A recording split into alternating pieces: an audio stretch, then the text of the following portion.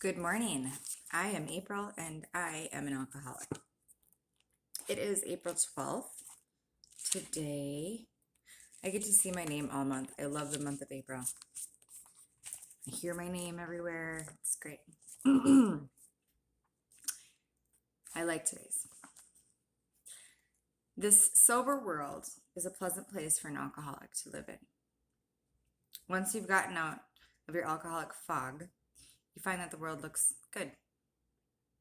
You find real friends in AA. You get a job, you feel good in the morning, you eat a good breakfast, and you do a good day's work at home or outside. And your family loves you and welcomes you because you're sober. Am I convinced that this sober world is a pleasant place for an alcoholic to live in? Heck yeah, I am. Meditation. Our need is God's opportunity. First, we must recognize our need. Most of our needs are in our weaknesses, by the way. Often this means helplessness before some weakness or sickness and an admission of our need for help. Next comes faith in the power of God's Spirit, available to us to meet that need. Before any need can be met, our faith must find expression. That expression of faith is all God needs to manifest His power in our lives. Faith is the key that unlocks the storehouse of God's resources. I love everything about that. Prayer. I pray that I may first admit my needs. I pray that then I may have faith that God will meet those needs in the way which is best for me. I pray that I may first admit my needs. I pray that then I may have faith that God will meet those needs in the way which is best for me. Oh, so much on this. All right, one piece at a time. Your family loves you and welcomes you because you're sober. I have been sober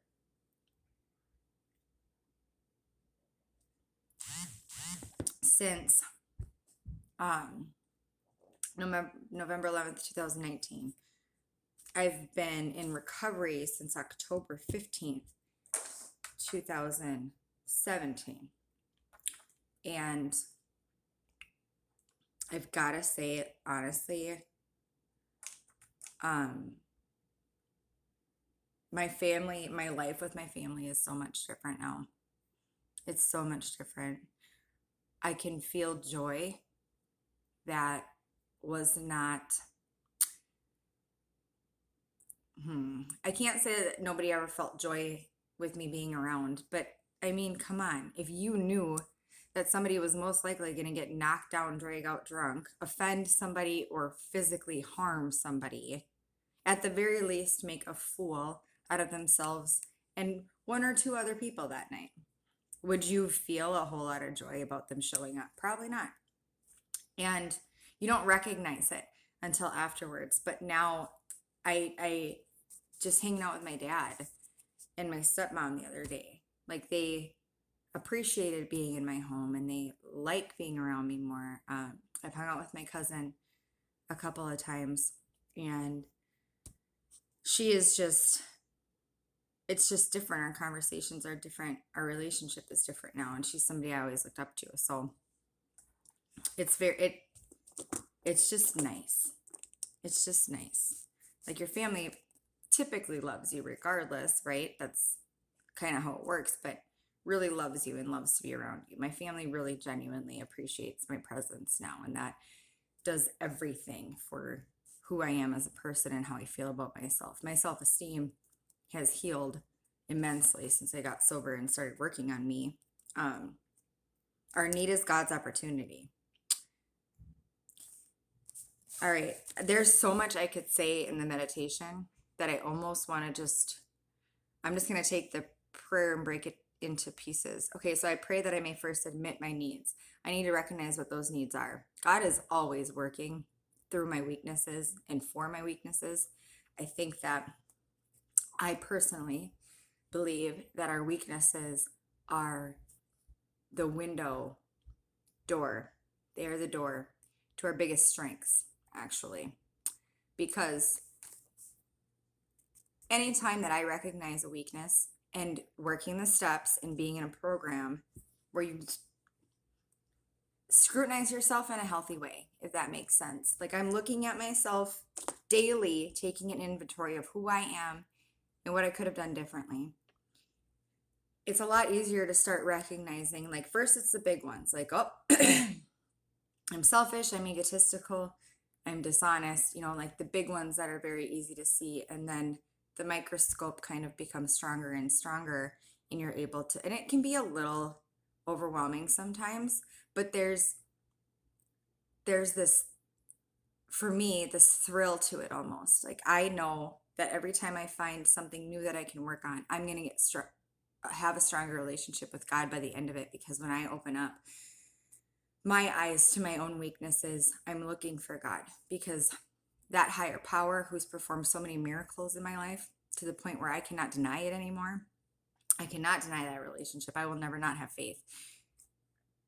I can see my weakness, and I'm either going to become stronger through other people and recognize other people's strengths, or I am going to make that weakness into a strength with the help of my higher power. And everything is so different now. Everything is so different now.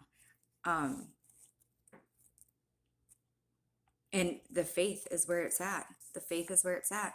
I've said this before. I'll say it again and again and again. We are blessed to be addicts and alcoholics. We are so blessed, because our problem, our biggest problem, is much more evident than a lot of other people struggling on this planet. Life is struggle. That's what it is. We learn lessons and we grow.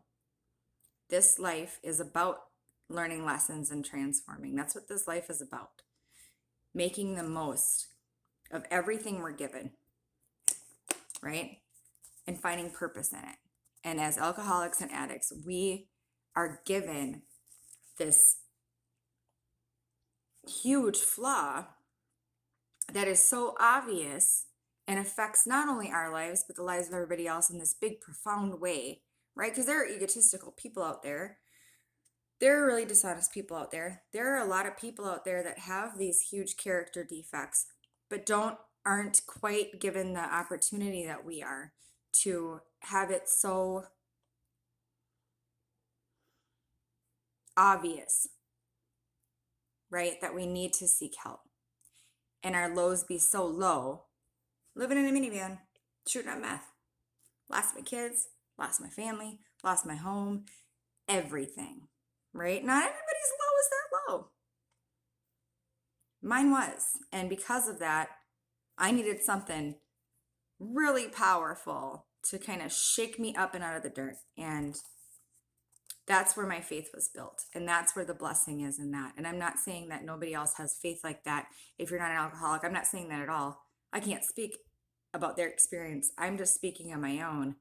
And I consider what I've been through and how low I've been an absolute blessing, because I get to experience life with this really strong faith and this appreciation of my weaknesses and appreciation for my vulnerabilities, because my relationship with my higher power just gets stronger and stronger and stronger. And my faith gets stronger and stronger and stronger. So I pray that then I may have faith that God will meet those needs in the way which is best for me. And part of my faith now is knowing that that is going to be the best way for me. I may not like the answers that are being given to me.